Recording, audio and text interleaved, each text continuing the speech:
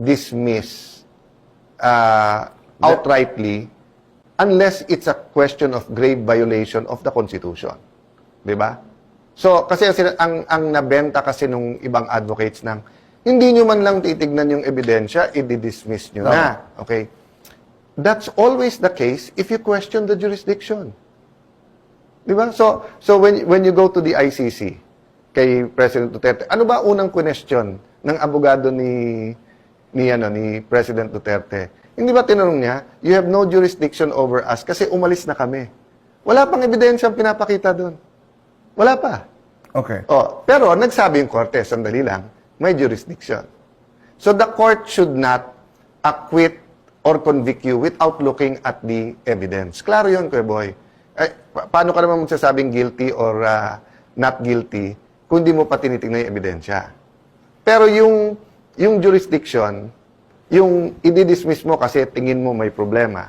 But either way kasi, Kuya Boy, tingin ko dito kung hindi namin i-dismiss, questionin yan sa Supreme Court whether na-violate yung more than one.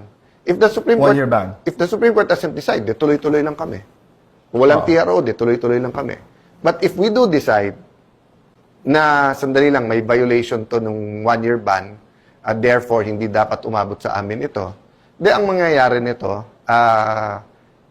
I'm sure, tutuloy sa Supreme Court. Is that where the Senate President was coming from? No. Yung sinabi niya that the impeachment court can actually dismiss the Kasi, case. Kuya Boy, may halo na to ng ng intriga kay Senate President of how he handles the impeachment court.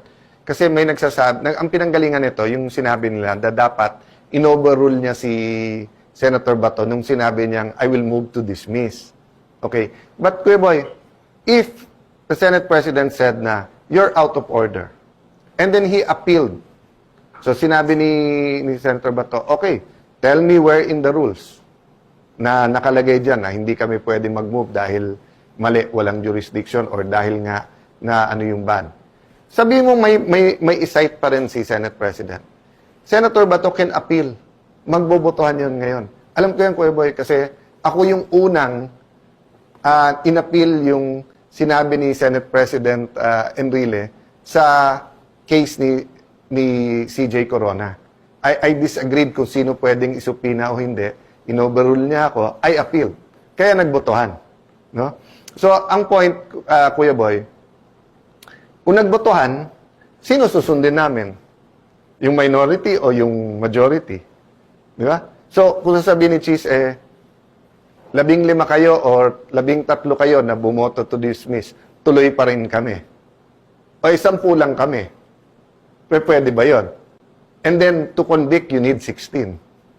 So, there are real considerations in all of this.